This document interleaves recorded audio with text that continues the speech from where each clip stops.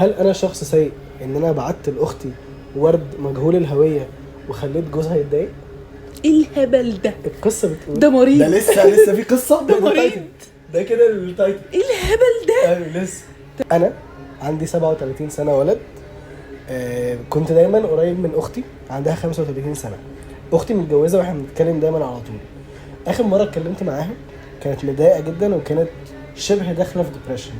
المهم انا في الكول دي حسيت ان هي ماسكه نفسها بالعافيه ان هي تعيط. تمام. فانا كنت عايز ابسطها وكنت عايز ان انا اخليها تطلع بره هذا الديبريشن. فرحت كلمت الراجل بتاع الورد وكده اشتريت لها ورد واديت الورد ده على مكان الشغل بتاعها. وكتبت نوت كاتبه بفكر فيك.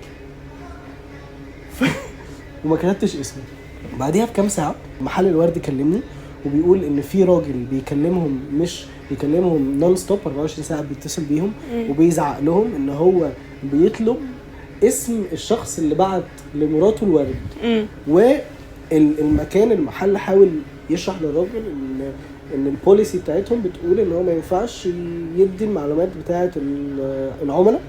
لكن الراجل كان اجريسيف قوي قوي قوي. بدا يهددهم بان هو يروح يكسر المكان ويرفع عليهم قضيه وهكذا. فالمكان كلم الراجل بياخد الاذن ان هو يقول اسمه ويقول ان اسم الشخص اللي بعت الورد.